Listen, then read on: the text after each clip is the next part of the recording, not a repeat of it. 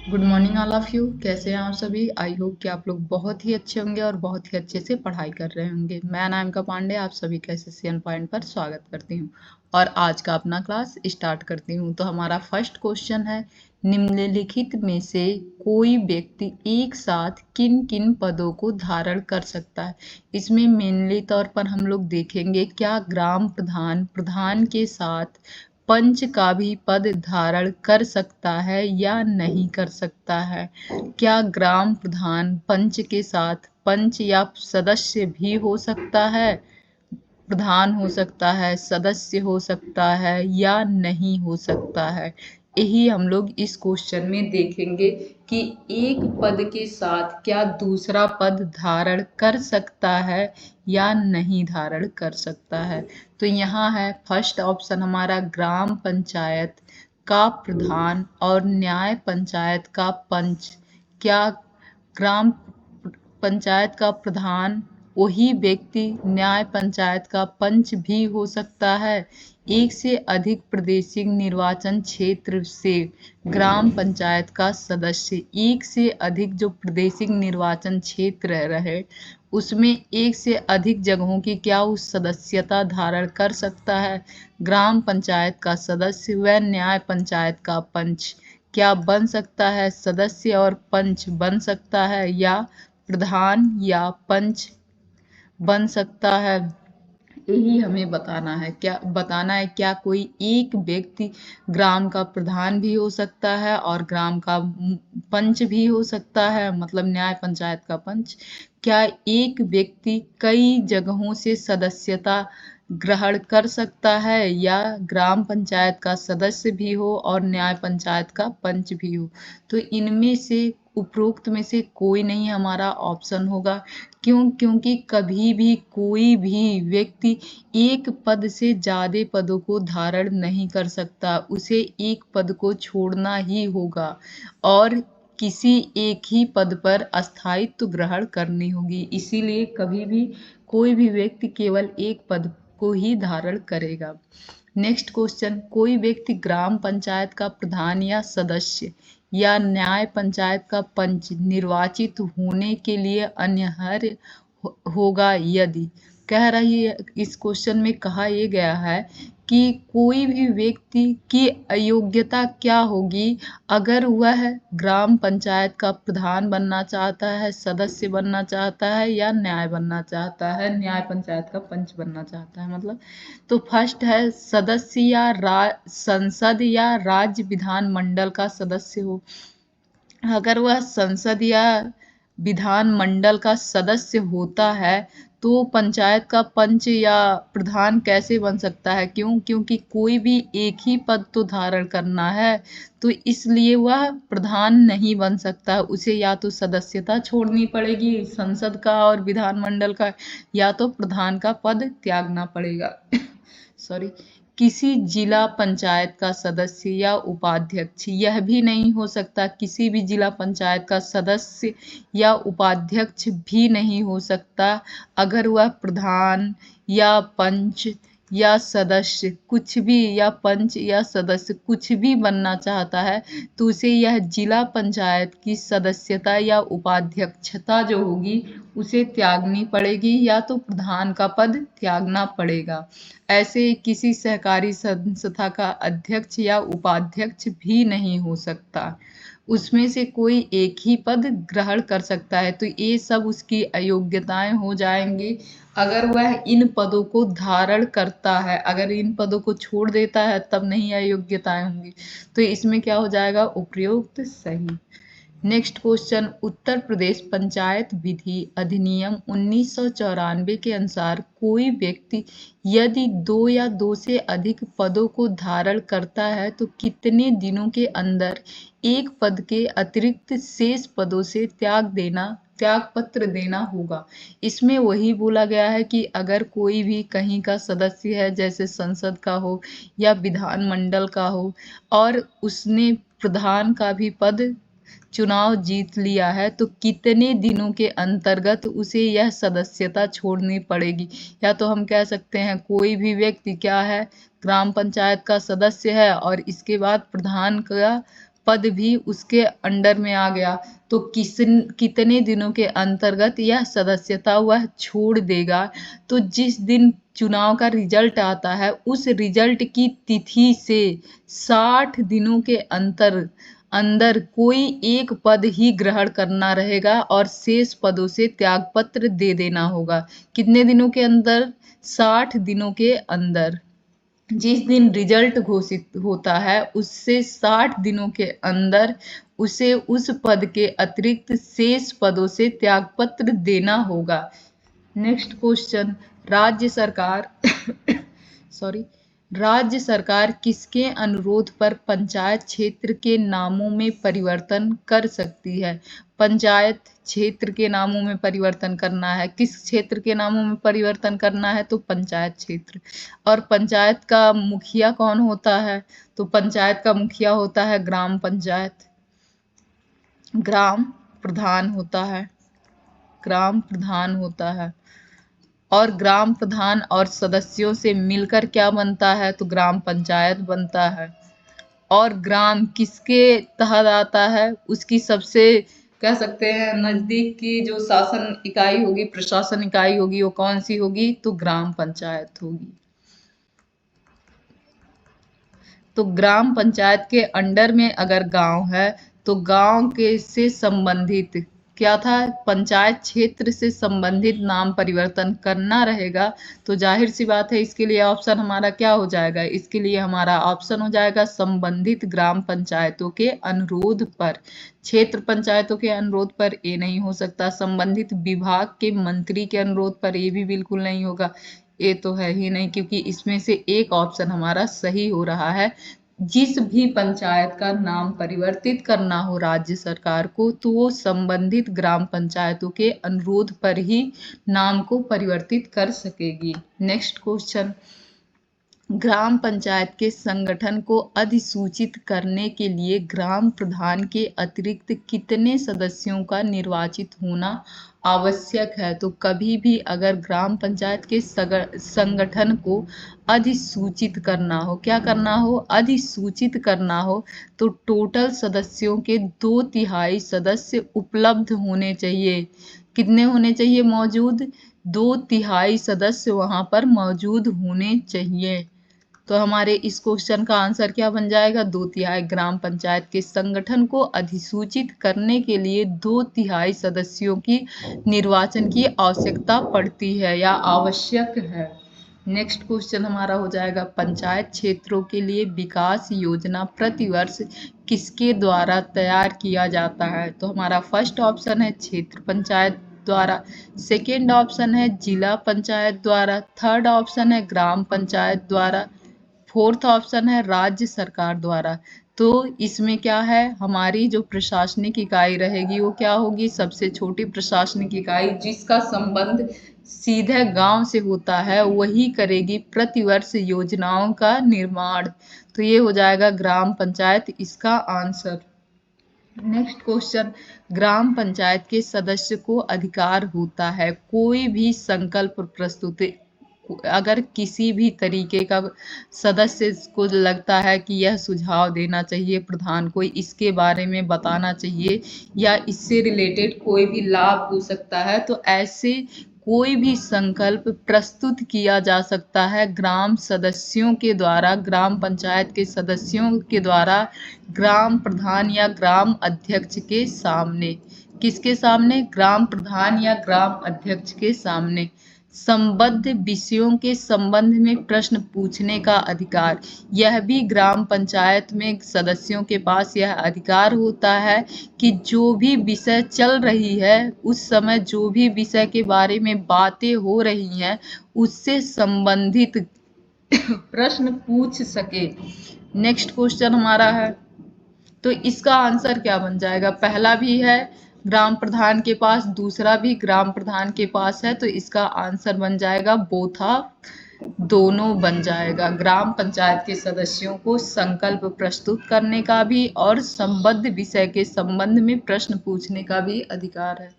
Extra noise हो रहा है कहीं से जो डिस्टर्ब कर रहा है, उम्मीद है थोड़ी देर में बंद हो जाए।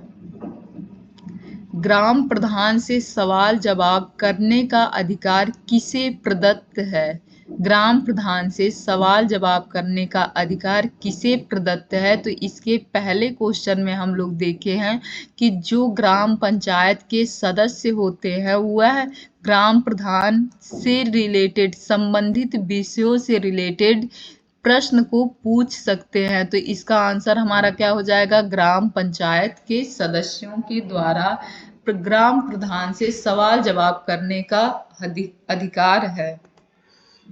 ग्राम पंचायत या भूमि प्रबंधक समिति का कोई भी सदस्य किसकी अनुमति के बिना लाइसेंस, पट्टा आदि वितरित करने का प्रयत्न नहीं करेगा।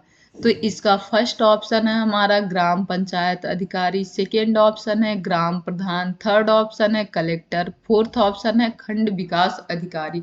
तो ग्राम पंचायत या भूमि प्रबंधन समिति या कोई भी सदस्य कभी भी बिना कलेक्टर की अनुमति के लाइसेंस, पट्टा आदि वितरित नहीं करेंगे। किसकी अनुमति चाहिए होगी उन्हें? कलेक्टर की अनुमति चाहिए होगी कभी भी लाइसेंस, पट्टा या इससे रिलेटेड वितरित करने के लिए। किसकी अनुमति चाहिए? कलेक्टर की। और ग्राम प्रधान हो या भूमि प्रबंधन समिति हो या सदस्य हो, कोई भी बिना कलेक्टर की अनुमति के नहीं प्रयत्न कर सके। नेक्स्ट क्वेश्चन, संवैधानिक तौर पर बिहार, असम और मध्य प्रदेश में ग्राम सभा की बैठक आयोजित करने का प्रावधान है। फर्स्ट ऑप्शन है हमारा 4 बार, सेकेंड ऑप्शन है 2 बार, थर्ड ऑप्शन है 3 बार, फोर्थ ऑप्शन है 2 बार। तो इसका आंसर हमारा बनेगा 4 बार। संवैधानिक तौर पर बिहार, असम और मध्य प्रदेश में ग्राम सभा की बैठकें 4 बार आयोजित की जाती है। नेक्स्ट क्वेश्चन है, किसी ग्राम की प्रथम बैठक उस पंचायत के गठन के कितने दिनों के अंदर होना अनिवार्य है? फर्स्ट ऑप्शन है हमारा 40 दिन, सेकेंड ऑप्शन है 50 दिन, थर्ड ऑप्शन है 20 दिन और फोर्थ ऑप्शन है हमारा 30 दिन। तो कितने दिनों के अंतर्गत होना चाहिए प्रथम बैठक? तो 30 दिनों या 1 माह के अंदर प्रथम बैठक हो जानी चाहिए जब भी कभी भी ग्राम पंचायत का गठन होगा। तो आइए नेक्स्ट क्वेश्चन करते हैं। 2011 की जनगणना के अनुसार भारत में गांवों की कुल कितनी संख्या है? तो भारत में गांवों की कुल 4 लाख नहीं 6 लाख। ये गलत हो गया, इसको इरेज करते हैं।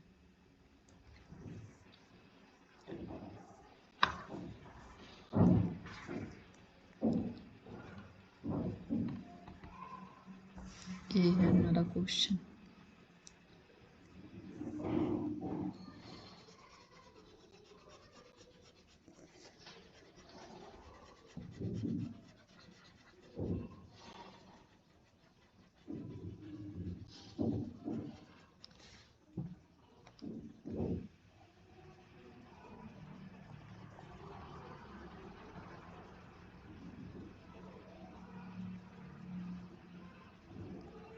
तो कितने होने चाहिए? 2011 की जनगणना के अनुसार भारत में गांवों की कुल संख्या 6,40,000 है। यही हमारा ऑप्शन बन जाएगा। 6,40,000 क्या बन जाएगा? तो हमारा ऑप्शन बन जाएगा। नेक्स्ट क्वेश्चन हमारा है, पंचायती राज व्यवस्था की सबसे ऊपरी संस्था कौन सी होती है? तो पंचायती राज व्यवस्था की कौन कौन सी संस्था होती है? ग्राम स्तर पर होती है, ग्राम स्तर पर ग्राम पंचायत होती है, क्षेत्र स्तर पर क्षेत्र पंचायत होती है और जिला स्तर पर जिला पंचायत, जिला परिषद या कुछ भी आप लोग कह सकते हैं। तो इसमें सबसे ऊपरी संस्था कौन सी होती है? तो जिला परिषद सबसे ऊपरी संस्था होती है। नेक्स्ट है, एक जिला का गठन लगभग कितनी जनसंख्या पर होती है? तो अगर जनसंख्या 50,000 या इससे ज़्यादा होती है तब एक जिला का गठन किया जाता है। एक जिला का गठन कब किया जाता है?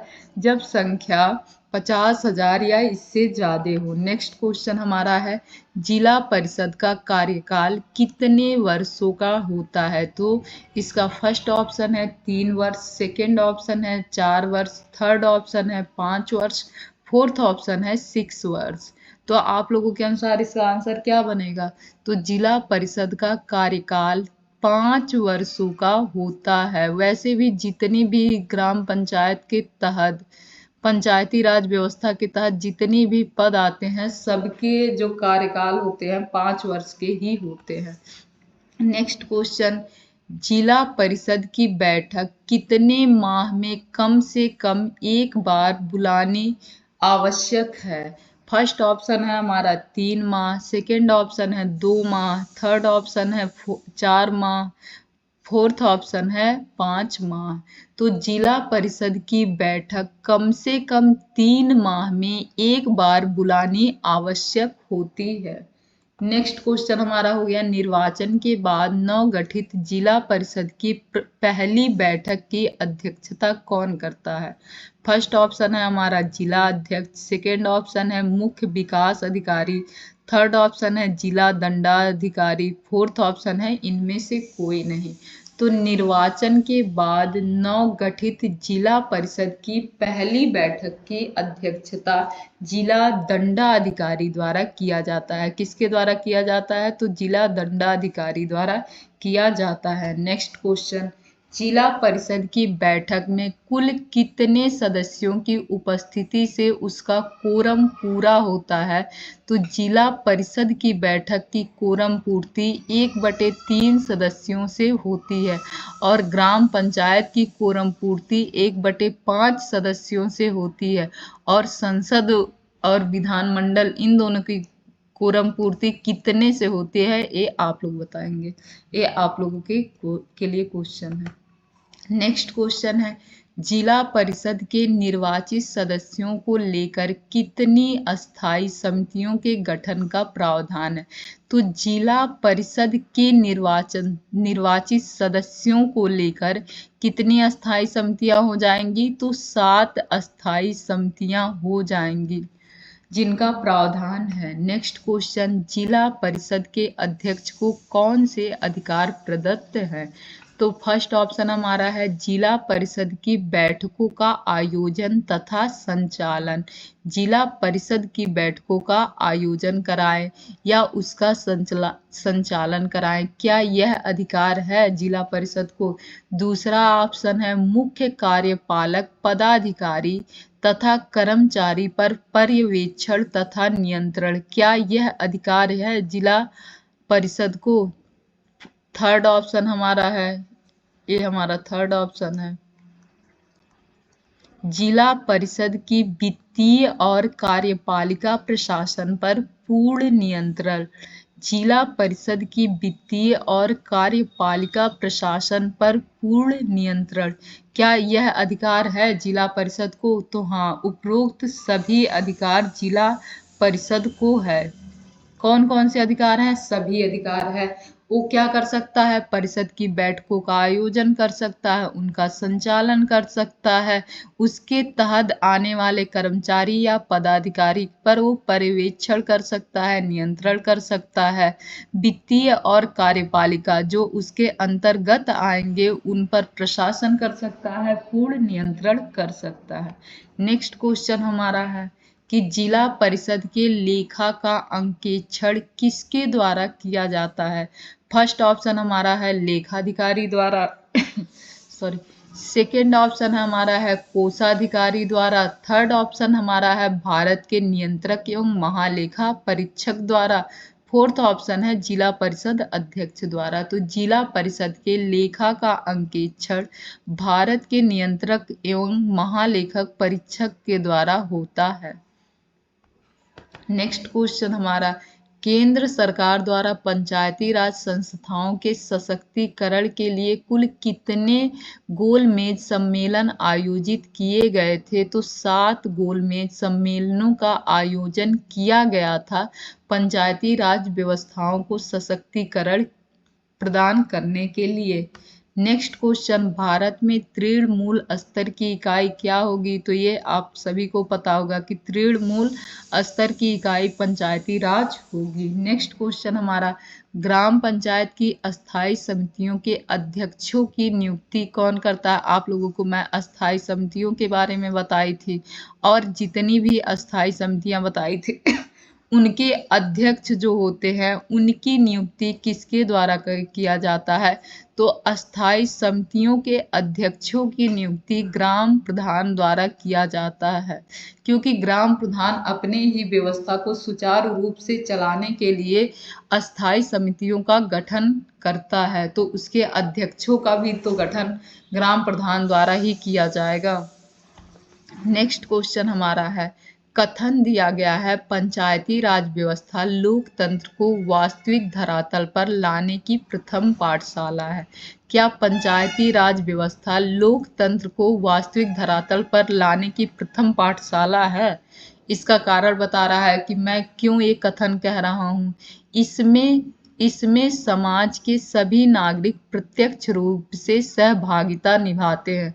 ये सही है कि जो हमारे यहाँ ग्राम पंचायत होता है उसका चुनाव होता है, उसमें जितने भी नागरिक होते हैं वो प्रत्यक्ष रूप से अपनी सहभागिता निभाते हैं। इसीलिए हम लोग कह सकते हैं कि अगर लोकतंत्र को धरातल पर लाना हो तो उसकी प्रथम पाठशाला तो पंचायत ही है, क्योंकि सबसे पहले यहाँ के लोग ही प्रत्यक्ष अपने लोगों के बीच में से कोई अपना अध्यक्ष चुनता है या प्रशासनिक चुनता है जो उन पर शासन व्यवस्था लागू कर सके, वहाँ की जितनी व्यवस्थाएं हों उनको सुचारू रूप से चला सके। तो ये हमारा क्या है, इसमें कथन और कारण दोनों सत्य हैं।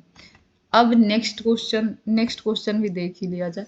लोकतांत्रिक राजनीतिक व्यवस्था में शासन को आम जनता के दरवाजे तक लाने का कार्य किसके द्वारा किया जाता है? फर्स्ट ऑप्शन है पंचायती राज व्यवस्था के द्वारा, सेकेंड ऑप्शन है राजनीतिक दलों के द्वारा, थर्ड ऑप्शन है ग्राम पंचायत के द्वारा, फोर्थ ऑप्शन है राज्य सरकार के द्वारा। तो आप लोगों को ये भी याद होगा कि वही तो है, पिछला वाले से ही रिलेटेड तो है, तो ये क्या हो जाएगा, ग्राम पंचायत के द्वारा। अगर आप लोगों को वीडियो अच्छा लगा हो तो please like share and subscribe जरूर करें। अच्छे से पढ़ाई कीजिए, 27 को आप लोगों का पेपर ही है, उसके पहले मैं लगभग सारे चैप्टर सारे सब्जेक्ट भी ख़त्म करवा दूंगी। धन्यवाद।